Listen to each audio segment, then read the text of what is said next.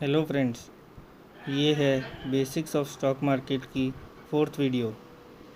और last video में हमने बेसिक्स की इंडेक्स फंड्स के बारे में बात की थी और मैंने बताया था कि नेक्स्ट वीडियो में हम डिफरेंस देखेंगे एक्टिव फंड्स और पैसिव फंड्स में। तो आज हम इस वीडियो में यही देखेंगे कि इन दोनों फंड्स में क्या फ़र्क होता है और हमें किस फंड में इन्वेस्ट करना चाहिए। नमस्कार दोस्तों, मेरा नाम है तुषार बुद्धिराजा और आप देख रहे हैं मेरा चैनल ट्रेजर विद तुषार।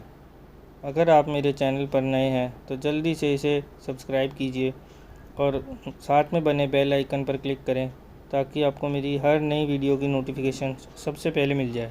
तो चलिए शुरू करते हैं हमारी आज की वीडियो।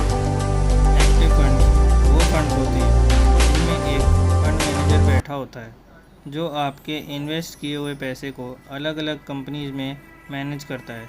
वहीं पैसिव फंड्स में भी एक फ़ंड मैनेजर होता है, लेकिन वो फ़ंड को मैनेज नहीं करता।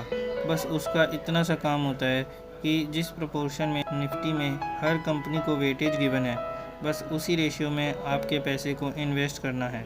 एक्टिव फंड्स में मैनेजर अपने हिसाब से शेयर्स में पैसा लगाता है, वहीं पैसिव फंड्स में मैनेजर को इंडेक्स के हिसाब से पैसा लगाना होता है। पैसिव फंड्स में मैनेजर क्योंकि सिर्फ निफ्टी या सेंसेक्स को फॉलो करता है, इसलिए उसमें उसकी मेहनत कम होती है और इसीलिए उसकी कमीशन, जिसे हम एक्सपेंस रेशियो के नाम से जानते हैं, वो भी काफ़ी कम होती है। जबकि एक्टिव फंड्स में फ़ंड के मैनेजर को पूरी रिसर्च के साथ अलग अलग कंपनीज़ में अलग अलग रेशियोज़ में डाइवर्सिफाई करना होता है, तो उस फंड मैनेजर को थोड़ी सी हाई कमीशन पे करनी होती है। एक्टिव फंड्स में फ्रीक्वेंट सेलिंग होती है as compare to passive funds. अब आप बोलेंगे कि कई एक्टिव फंड्स ने तो बेटर परफॉर्म किया है, इंडेक्स फंड से ज़्यादा रिटर्न दिया है, एक फलाना फंड ने तो 20% का रिटर्न दिया है। अब क्या वो 20% वाला फंड आपको सही समय पर मिल गया था?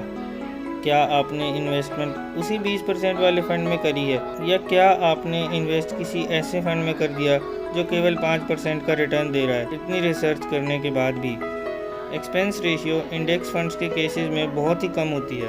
एक एक्टिव म्यूचुअल फंड एजेंट के साथ, जिसे हम रेगुलर फंड्स कहते हैं, वो 2% का चार्ज लेता है। वहीं एक एक्टिव म्यूचुअल फंड जिसमें कोई एजेंट नहीं होता, वो 1% का चार्ज लेता है। और इंडेक्स फंड्स के केसेस में ये चार्ज होता है 0.1% या फिर उससे भी कम। अब आप बोलेंगे कि ये चार्ज केवल 1% ही तो ज़्यादा है, इस 1% से क्या फ़र्क पड़ जाएगा? तो मैं आपको बता दूं कि ये 1% ही करोड़ों का डिफरेंस क्रिएट कर सकता है। और इसका मैं आपको पूरा एग्जांपल दिखाऊंगा, कहाँ, वीडियो के एंड में, कि कैसे ये 1% का छोटा सा नंबर आपके रिटायरमेंट कॉर्पस को बड़े अमाउंट से धराशायी कर सकता है और 20 से 25% की गिरावट ला देगा। कौन? यही 1% जो आप अभी इग्नोर कर रहे हैं। अब कई एक्टिव म्यूचुअल फंड्स होंगे जो इससे ज़्यादा रिटर्न दे रहे होंगे, वहीं कई ऐसे भी होंगे जो इससे कम दे रहे होंगे। अब आप जब रिसर्च करेंगे तो आपको कैसे पता ये ज़्यादा देने वाला है या कम? जबकि इंडेक्स फंड्स में तो आप ऑलमोस्ट श्योर हैं कि देश बढ़ेगा तो इंडेक्स बढ़ेगा। अब मैं आपको यहाँ एक ख़ास बात बता दूँ कि जिन्हें आप फादर ऑफ इन्वेस्टिंग बोलते हैं, फादर ऑफ स्टॉक मार्केट बोलते हैं, मिस्टर वॉरेन बफे, वो खुद एक बहुत ही बड़े फ़ैन हैं इंडेक्स फंड्स के। जी हाँ, आप उनका कोई भी लेटर टू शेयर होल्डर्स पढ़िए या index funds with Warren Buffett search कीजिए, वो तो चैलेंज कर देते हैं बड़े बड़े लोगों को कि तुम अपने म्यूचुअल फंड का रिटर्न देखो और मैं अपने इंडेक्स फंड्स का रिटर्न देखूँगा, मैं जीतूँगा। उन्होंने बड़े बड़े चैलेंजेस, बड़ी बड़ी बेट्स लगाई हैं। अब आप देखिए कि स्टॉक मार्केट का सबसे बड़ा इंसान, जिसकी इन्वेस्टर्स फ़ोटो लगाकर पूजा करते हैं, जब वो बंदा खुद कह रहा है कि index funds are the best, तो भाई आप लोग मानते क्यों नहीं? अब आप सोचेंगे कि अगर ये इंडेक्स फंड्स इतने ही तगड़े हैं तो लोग हमें बताते क्यों नहीं? कमीशन नहीं है, दैट्स इट। इंडेक्स फंड्स बेचने में भाई लोगों कमीशन ही नहीं मिलती और इसलिए इसके बारे में कोई बताता ही नहीं है। आप जब किसी म्यूचुअल फंड वाले के पास जाके इंडेक्स फंड्स के बारे में पूछेंगे तो आपको वो बताना तो छोड़िए, आपकी बेइज्जती करने की कोशिश करेगा। तो क्या अब इसका मतलब सारे म्यूचुअल फंड वाले चोर हैं? बिल्कुल भी नहीं।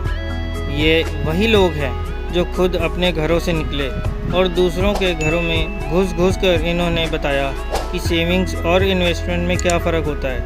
इन्होंने ही बताया कि इन्वेस्टमेंट करना कितना ज़रूरी है, नहीं तो एक नॉर्मल इंडियन लॉकर में पैसे रख कर खुश होता है कि भाई मैंने पैसे कमा लिए। तो क्या हम केवल इंडेक्स फंड्स के थ्रू ही इन्वेस्टमेंट कर सकते हैं इंडेक्सेस में? जी नहीं। एक तरीका तो मैंने आपको बताया जो है इंडेक्स फंड्स। इसके अलावा आप ETFs के थ्रू भी इन्वेस्टमेंट कर सकते हैं। ETF यानी एक्सचेंज ट्रेडेड फंड, इनमें आप इन्वेस्टमेंट अपने डीमैट अकाउंट के थ्रू कर सकते हैं। इंडेक्स फंड्स में इन्वेस्टमेंट करने के लिए आप किसी भी एसेट मैनेजमेंट कंपनी की साइट पर जाकर इन्वेस्ट कर सकते हैं, या फिर जो मैं आपको बताता आ रहा हूँ कि आप ये सारा काम ग्रो ऐप के थ्रू भी कर सकते हैं। इंडेक्स फंड में इन्वेस्ट करते हुए आपको 2 चीज़ों का खास ध्यान रखना है। एक तो हमेशा डायरेक्ट फंड्स में इन्वेस्ट करना है, कभी भी हमें रेगुलर कोई जो एजेंट वाले फंड्स होते हैं उनमें इन्वेस्ट नहीं करना। और सेकंड है, प्रेफर करें ग्रोथ फंड्स को, जितना हो सके उसमें ही इन्वेस्ट करें, रेगुलर को तो कभी कंसिडर भी नहीं करना।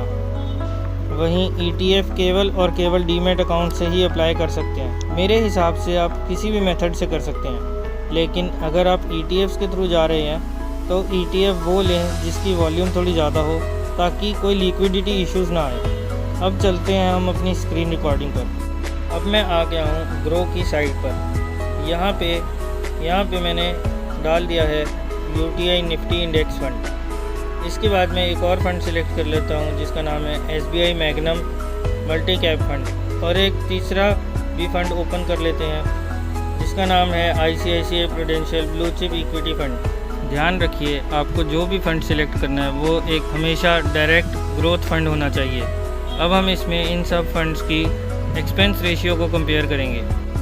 SBI वाले फ़ंड की एक्सपेंस रेशियो 1.01% है, ICICI वाले की 1.25% है, वहीं UTI वाले फ़ंड की एक्सपेंस रेशियो 0.10% है। मैंने यहाँ पर सारी कंपनीज साथ में उनके आगे उनकी एक्सपेंस रेशियो लिख लिया है। अब हम इनको आपस में कंपेयर करेंगे और देखेंगे कि छोटे से नंबर से हमारे कॉर्पस पर कितना फ़र्क पड़ता है। तो आइए हम चलते हैं अपने फ्यूचर वैल्यू के फार्मूले पे। यहाँ हम पहले रेट लगाएंगे 15% का, 15% बाई 12 क्योंकि पर मंथ मिलेगा। हमारा टाइम पीरियड हो गया, हम 35 साल लेके चलते हैं तो हमारा 12 के मल्टीप्लाई करा तो हमारा टाइम पीरियड हो गया 420 महीने। उसके बाद मान लेते हैं हम हर महीने 10,000 रुपये की पेमेंट कर रहे हैं और करंट वैल्यू हमारी 0 है। तो एंटर मार के देखते हैं कि क्या अमाउंट आता है। तो अमाउंट आया है हमारा, बहुत बड़ा हो गया, तो इसको हम उससे देखते हैं कि ये अमाउंट आया हमारा 14,67,71,801 रुपये। ऐसे ही मैंने बाकी सबको भी कैलकुलेट कर लिया है और इसमें मैंने थोड़ा सा चेंजेस करके इसमें रेगुलर और डायरेक्ट फ़ंड को भी कंपेयर किया है और उनका हर फंड का डिफरेंस निकाला है। तो आप देख सकते हैं कि कितना अमाउंट में फ़र्क आता है।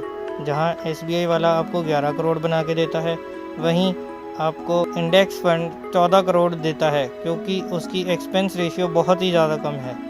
तो देखिए एक्सपेंस रेशियो आपके कॉर्पस पर कितना फ़र्क कर सकती है। आपको हमेशा डायरेक्ट एंड ग्रोथ फंड्स में इन्वेस्ट करना है। It should be bold and clear. जैसे मैंने आपको बताया था कि 8th वंडर है हमारा कंपाउंडिंग, लेकिन इसके अलावा हमारा एक 9th वंडर है जिसका नाम है पेशेंस। बिना 9th वंडर के आपका 8th वंडर भी कुछ नहीं कर पाएगा। अगर आपको आज की वीडियो अच्छी लगी तो इसे लाइक कीजिए, अपने फ्रेंड्स के साथ शेयर कीजिए और चैनल को सब्सक्राइब कीजिए और हमें थोड़ा मोटिवेट करते रहिए। मिलते हैं नेक्स्ट वीडियो में, तब तक के लिए bye bye, thank you and happy investing.